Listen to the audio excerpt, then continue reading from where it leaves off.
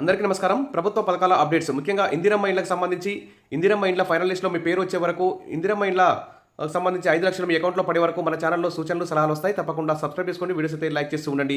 ఇక వివరాలకెళ్తే మరి గ్రామాల్లో గ్రామ సభలు ఎప్పుడు నిర్వహిస్తారని, పట్టణాలు, మున్సిపాలిటీల్లో హైదరాబాద్ జీహెచ్ఎంసీ పరిధిలో మరి వార్డు సభలు ఎప్పుడు నిర్వహిస్తారని చెప్పేసి ఇందిరమ్మ ఇండ్ల ఆశావాహులందరూ కూడా వెయ్యి కళ్ళతో ఎదురు చూస్తున్నారు. ప్రభుత్వం మాత్రం సర్వేల మీద సర్వేలు, దరఖాస్తుల మీద దరఖాస్తులు తీసుకొని మరి ఇంతవరకు అదిగో ఇందిరమ్మ ఇల్లు, ఇదిగో ఇందిరమ్మ ఇల్లు అని చెప్పడమే కానీ, ఆ పండుగకి ఇందిరమ్మ ఇల్లు ఇస్తాం, ఈ పండుగకి ఇందిరమ్మ ఇల్లు ఇస్తాం చెప్పడమే కానీ ఇంతవరకు ఇందిరమ్మ ఇల్లు అయితే ఇవ్వలేదు. ఇప్పుడు శ్రీరామనవమి తర్వాత ఇందిరమ్మ ఇల్లు ఇస్తాం, ఏప్రిల్ నెల చివరి వరకు దాదాపు ఇందిరమ్మ ఇళ్ల ఫైనల్ లిస్టు ఖరారు చేస్తామని చెప్పేసి ప్రభుత్వం చెప్తుంది. కానీ మొదటి దశలో కేవలం రాష్ట్ర వ్యాప్తంగా ఉన్న కేవలం 72,000 మందికి మాత్రమే ఇందిరమ్మ ఇల్లు మంజూరు చేశారు. అందులో కేవలం 12,000 ఇండ్లు మాత్రమే స్టార్ట్ అయ్యాయి. అందులో కేవలం కొన్ని వందల 5,000 లోపు మాత్రమే బేస్మెంట్ లెవెల్లో పూర్తయ్యాయి. అవి కూడా నత్తనడక నడుస్తున్నాయి. ప్రభుత్వం వెంటనే వారందరికీ కూడా 72,000 మందికి వెంటనే వారి అకౌంట్లో 5 లక్షలు వేస్తే వాళ్ళు త్వరగా ఇందిరమ్మ ఇల్లు నిర్మించుకునే అవకాశం ఉంది. ఇక రెండో విడతకు సంబంధించి కూడా 3,80,000 మందికి మరి ఏప్రిల్ నెలాఖరు వరకు ఫైనల్ లిస్ట్ పెడతామని ప్రభుత్వం ప్రకటించింది. కాబట్టి మరి ఖచ్చితంగా ఈసారైనా ఏప్రిల్ నెలాఖరు వరకైనా మరి ఇందిరమ్మ ఇళ్ల ఫైనల్ లిస్ట్ పెట్టాలని చెప్పేసి జీహెచ్ఎంసీ పరిధిలో కానీ, పట్టణాల్లో కానీ, గ్రామాల్లో కానీ అందరూ కూడా ఎదురు చూస్తున్నారు. ఇక్కడ చూస్తే ఇందిరమ్మ ఇండ్ల లబ్ధిదారుల జాబితాలో గందరగోళం. మొదటి విడతలో ఇచ్చిన 71,000 ఇండ్లలో సగం దాకా అనర్హులే. 1,200 ఇండ్లకు మాత్రమే బేస్మెంట్ లెవెల్ వరకు పూర్తయ్యాయి. నిధులు రెడీగా ఉన్నా రిలీజ్ చేయలేని పరిస్థితి. ఒక్కో గ్రామం నుంచి 1000కి పైగా పేర్లు ఇచ్చిన మంత్రులు, ఎమ్మెల్యేలు, అనర్హులు మాత్రమే ఎక్కువ మంది ఉన్నట్లు ఫిర్యాదులు. రీవెరిఫికేషన్కు సిద్ధమవుతున్న అధికారులు. రాష్ట్ర ప్రభుత్వం ప్రతిష్టాత్మకంగా చేపట్టిన ఈ ఇండ్ల పరిస్థితి అయితే గందరగోళంగా తయారైనట్టు తెలుస్తుంది. ఇక మంజూరు పత్రాలు అందజేసిన వారిలో కూడా అంటే 72,000 మందికి అందజేశారు. వారిలో కూడా 90% పైగా లబ్ధిదారులు ఇప్పటికే నిర్మాణాలు అయితే ప్రారంభించలేదు. కేవలం 1,200 ఇండ్లకు మాత్రమే బేస్మెంట్ అయితే పడ్డాయి. కారణం ఏంటని అధికారులు ఆరా తీస్తే ఎంపిక చేసిన వారిలో చాలామంది అనర్హులు ఉన్నారని, వాళ్లకు ఇప్పటికే ఇండ్లు ఉండడంతో పనులు ప్రారంభించడం లేదని తెలిసి షాక్ అయితే గురయ్యారు. దీనికి తోడు అర్హుల ఎంపికపై ఫిర్యాదులు కూడా వస్తుండడంతో రీవెరిఫికేషన్ చేయాలని ఆఫీసర్లు అయితే నిర్ణయిస్తున్నారు. మరి ఒక్కో నియోజకవర్గానికి 3,500 ఇల్లు ఇచ్చారు. మళ్ళీ సొంత స్థలం ఉన్న వారికి 5 లక్షలు, స్థలం లేని పేదలకు స్థలంతో పాటు 5 లక్షలు సాయం చేస్తామని హామీ ఇచ్చింది. కాబట్టి మరి రాష్ట్ర ప్రభుత్వం ఇందిరమ్మ ఇండ్ల కోసం 80 లక్షల దరఖాస్తులు అయితే వచ్చాయి.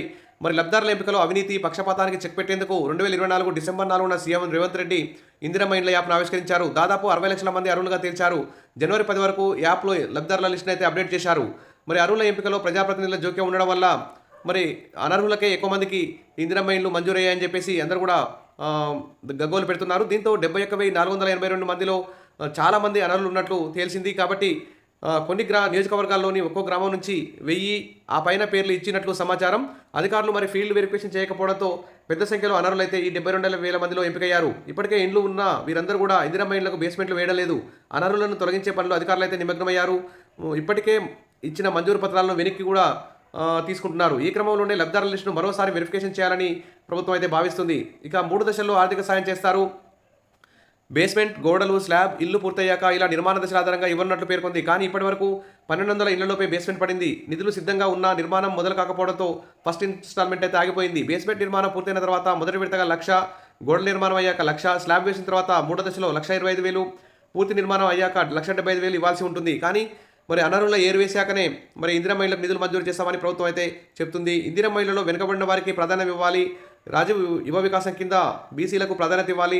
తొలగించిన 26 కులాలను చేర్పును పరిశీలిస్తున్నామంటూ బీసీ కమిషన్ అయితే ప్రభుత్వానికి అయితే నివేదిక ఇచ్చింది. మరి ఇది ఇలా ఉంటే ఇందిరమ్మ ఇళ్ల ఫైనల్ లిస్ట్ కోసం అయితే ప్రజలందరూ కూడా ఎదురు చూస్తున్నారు. మరి ఏప్రిల్ నెలాఖరు వరకైనా మరి ఇందిరమ్మ ఇళ్ల లబ్ధిదారుల ఫైనల్ లిస్టు ఖరారు అవుతుందా కాదా, మరి ఏ గ్రామానికి ఎన్ని ఇళ్ళు వచ్చాయి, ఏ క్యాస్ట్ వారికి ఎన్ని ఇళ్ళు వచ్చాయి అనే విషయం కూడా ప్రభుత్వం క్లారిటీ ఇవ్వాలి. మరి ఏప్రిల్ నెలాఖరు ఖచ్చితంగా ఈసారైనా మాట మీద నిలబడి అందరికీ ఇండ్లు మంజూరు చేయాలని చెప్పేసి కోరుకుంటున్నారు. ఎందుకంటే మళ్ళీ ఏప్రిల్, మే, జూన్ వరకు ఇల్లు మంచిగా కట్టుకోవచ్చు. తర్వాత జూన్ తర్వాత వర్షాలు మొదలవుతాయి, తర్వాత వ్యవసాయ పనులు మొదలవుతాయి. కాబట్టి ఈ సమ్మర్లో ఇండ్లు పూర్తి చేసే విధంగా ప్రభుత్వం ఈ ఇందిరమ్మ ఇళ్ల పథకాన్ని చాలా స్పీడప్ చేయాలని చెప్పేసి ఆశావాళ్ళందరూ కూడా కోరుకుంటున్నారు. ఇక అనర్హులను ఏరువేతకు మరొకసారి సర్వే చేస్తామని ప్రభుత్వం చెప్తుంది.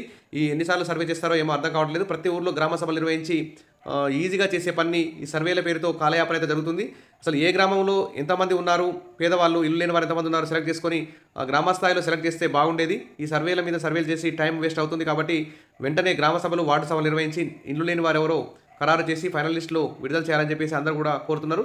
విషయాల మరిన్ని అప్డేట్స్ కోసం మన ఛానల్ని ఫాలో అవుతుండండి. వీడియోస్ అయితే లైక్ చేస్తుండండి. Thank you.